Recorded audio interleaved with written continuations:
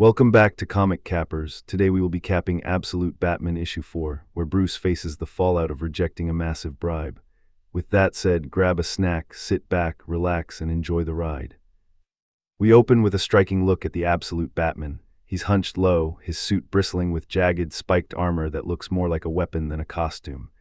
It's a design that feels physically imposing, signaling a darker, more aggressive take on the Dark Knight. Bruce Wayne stands before the court, his expression heavy and downcast.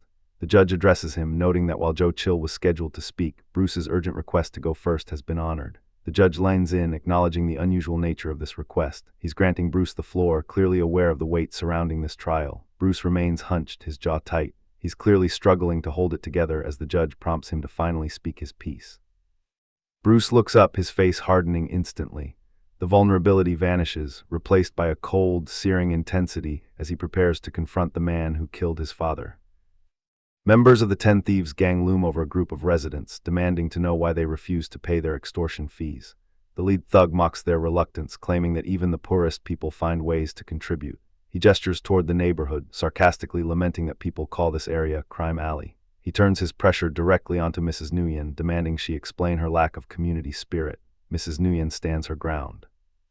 She tells the gang that she cares deeply about the neighborhood where her mother grew up and that she has children to support. She flatly refuses to pay them. The thug drops the pretense of politeness, framing their extortion as a necessary service for safety and implying that without their funding, they can't protect the residents. A sudden act of violence erupts as the gang member grabs Mrs. Nguyen and tosses her over the edge of the rooftop.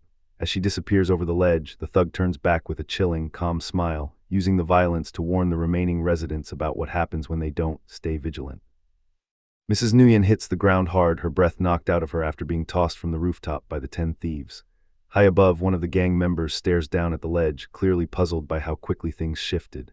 "How in?" he mutters, confused by the sudden change in the atmosphere. Down below, Raph turns to his crew, Alec and C, asking if they spotted anything out of the ordinary. They look around, but see nothing.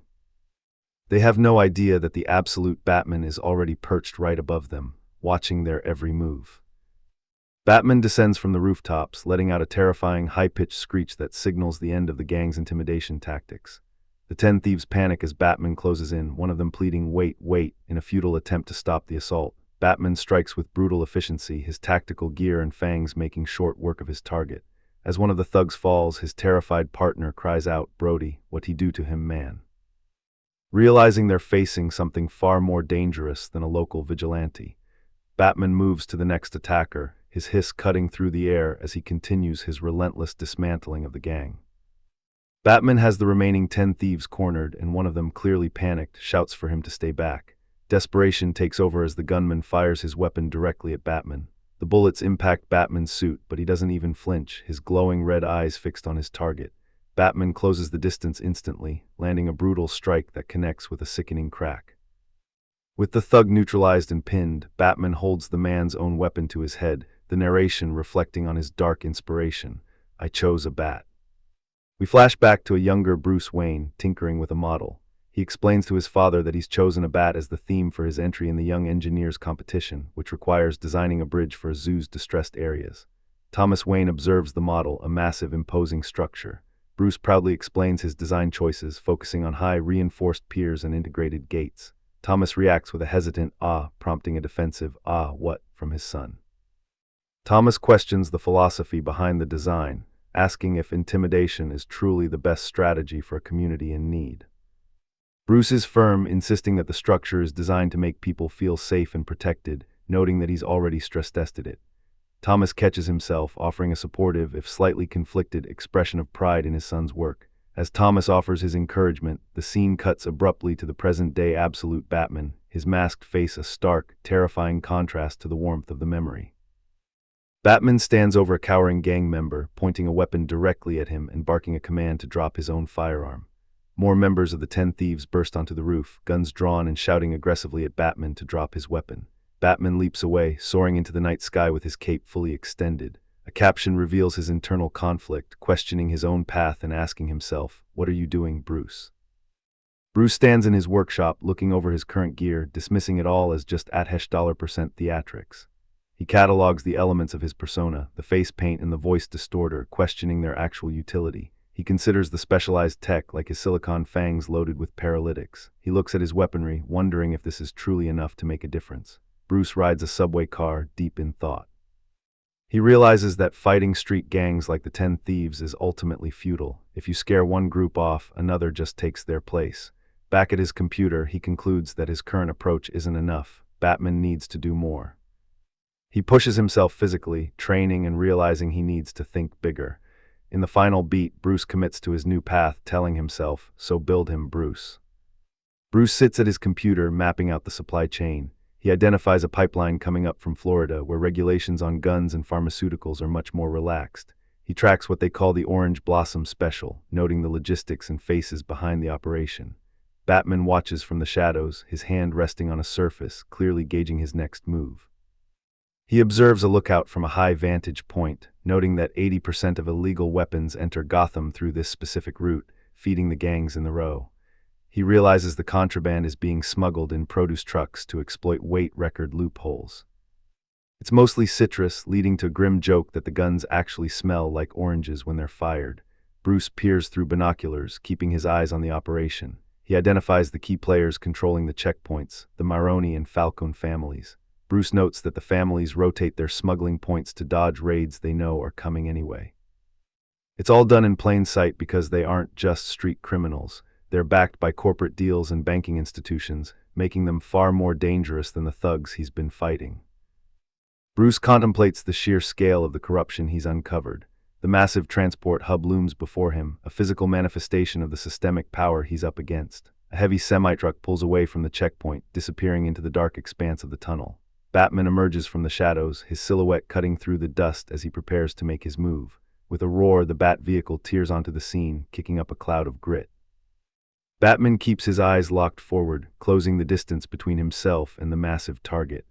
He pulls up alongside the truck, the contrast in size emphasizing just how daunting this new war really is.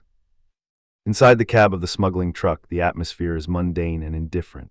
One of the men complains about a neglectful parent, completely unaware of the threat waiting just ahead. His partner agrees, his face tight with a cynical, weary look that defines the state of Gotham for these guys. Suddenly, the mood shifts. In the middle of the dark tunnel, Batman stands perfectly still, illuminated by the truck's headlights.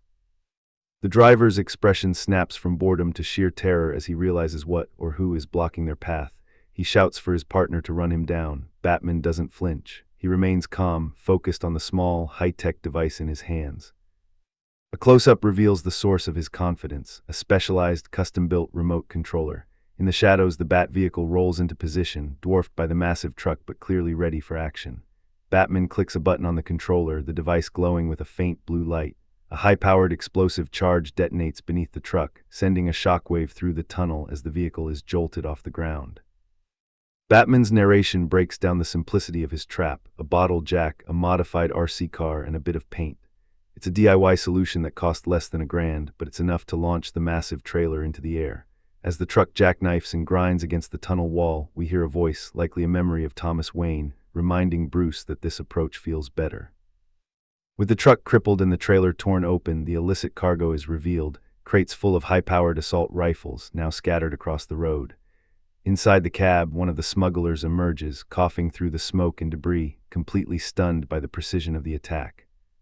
The surviving smugglers scramble to escape the wreckage, but panic is already setting in. One of them barely gets a warning out before the shadow of the Bat descends. Batman moves with lethal efficiency, silencing the threat with a single brutal strike to the throat. It's a clinical dismantling. A heavy blow to the chest, a precise strike to the jaw, and a final, bone-jarring impact against the tunnel wall. The fight is over in seconds. Batman stands amidst the unconscious bodies of the crew, his presence casting a long, dark shadow. He muses to himself, "I think maybe I figured it out," a chilling realization that his new methods are working exactly as intended. Flashback to younger Bruce Wayne showing his father, Thomas, a model bridge he's built. Bruce explains that bats are the ultimate survivors because they adapt to their environment, using echolocation to map and conquer any space. Bruce demonstrates the mechanics of his design, noting that the pilings are fully adjustable. He adds more detail, showing how the deck rotates and the girders extend, showcasing his early engineering brilliance. Thomas watches, clearly impressed and proud of his son's ingenuity. Bruce asks if he thinks the design is good enough to win the competition. Thomas offers a deeper lesson, telling him that success isn't just about the win, it's about capturing what's special about a bat at its core. Bruce continues tinkering with the model, placing small weights on the structure. Bruce pauses, genuinely pondering his father's words. He asks how one really defines what something is at its core. He places one final piece, looking for confirmation. Thomas continues his lesson, explaining to Bruce that finding one's purpose is often trial and error. He shares a personal story about wanting to be a heart surgeon after his own father died suddenly during a day out at the pier. Thomas recalls their walk together, setting the scene of a normal Sunday that would change everything. He describes the sudden shock of seeing his father collapse and the lingering terror of that moment, which shaped his early ambitions. Bruce listens intently as Thomas explains the cause of death, a massive coronary, and how quickly his father was gone. Thomas admits he almost pursued medicine, but becoming a father shifted his priorities. He clarifies that he isn't trying to guilt-trip Bruce, but rather share his own journey of finding identity beyond his roles as a parent and husband. He explains his realization that his desire to be a doctor was really about wanting to protect others from the pain he felt as a child. He found that same purpose in teaching, helping children navigate the world. Thomas concludes that while he might have been a doctor in another life, he finds fulfillment in teaching. He encourages Bruce's work on the bridge model, then heads off to help with dinner. Bruce sits alone, focused on his project, clearly processing the weight of his father's words. Bruce holds a piece of his model, his expression hardened and intense as the scene shifts back to his present reality in the courtroom. Back in the courtroom, Bruce Wayne interrupts the proceedings. He needs to share a realization he's had about the day his life changed forever. He takes the court back to a seemingly perfect morning at the Gotham Zoo where he was on a class trip. He remembers the simple, mundane joy of laughing with his friends at the giraffes, but the core of the memory, the part that mattered, was his father. Bruce recalls playing it cool, pretending he didn't notice his dad watching him with such obvious pride. His expression darkens as he confesses that, in that moment, he realized he had reached the absolute peak of his happiness.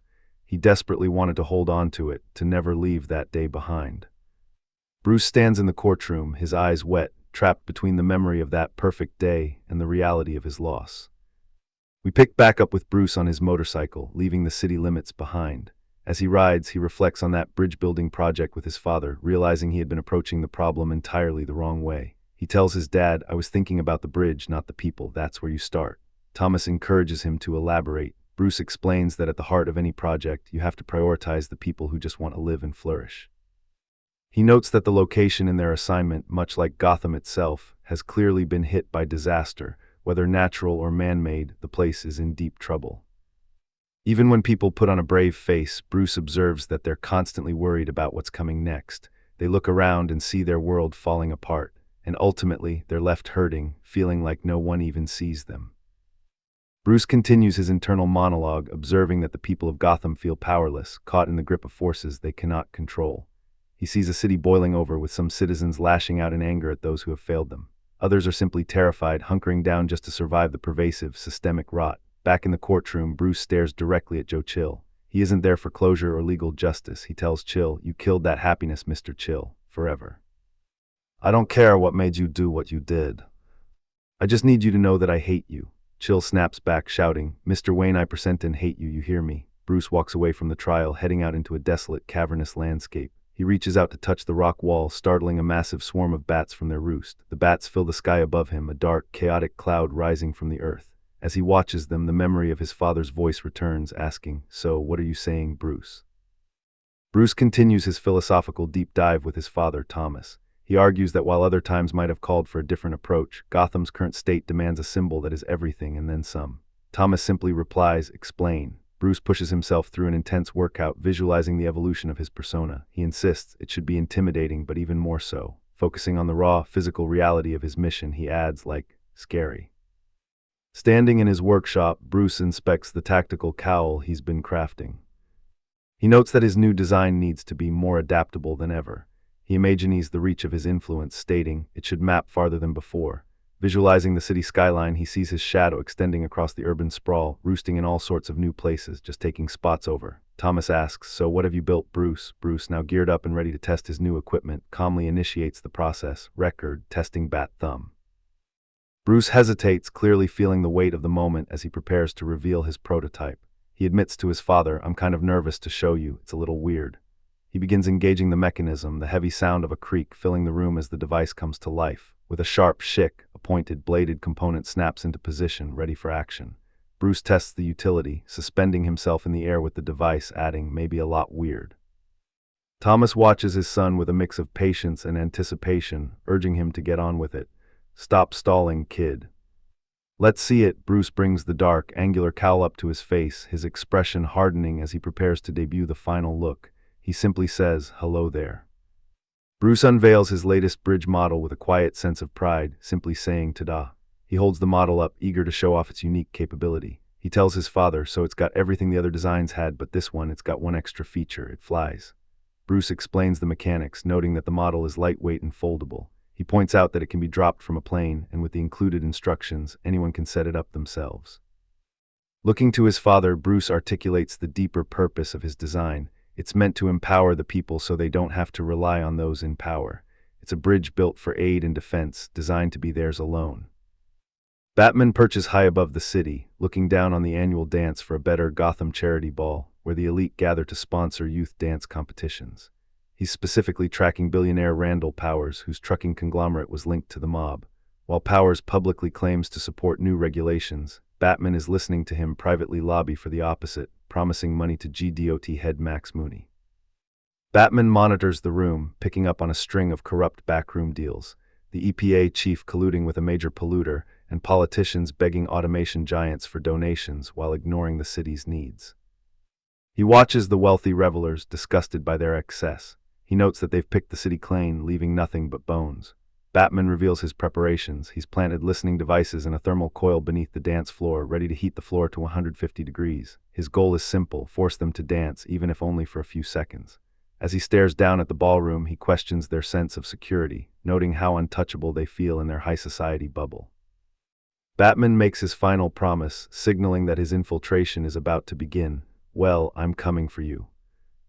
Young Bruce shows off a prototype feature for his gear, adding a small buzzsaw to his design. He looks to his father, Thomas, asking if it might be too much. Thomas considers the brutal addition, admitting that in their current reality, too much might actually be the right approach.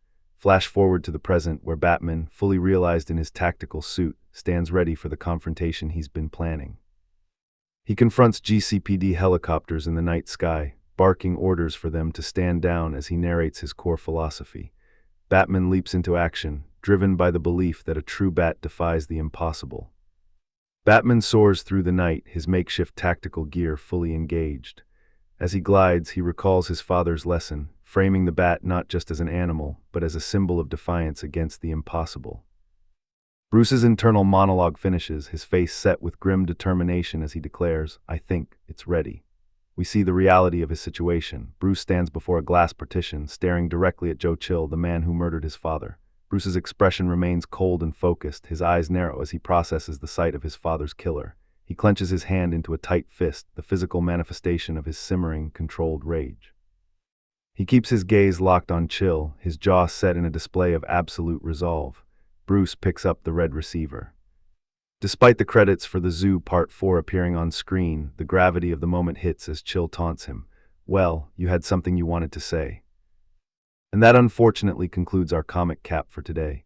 Do you believe Bruce's tactical approach to dismantling Gotham's elite is truly heroic, or is he becoming the very thing he seeks to destroy? Let me know your answer in the comments section down below. Be sure to subscribe and press that notification bell for daily comic caps. Until next time, take care, brush your hair, I'll see you when I see you, peace.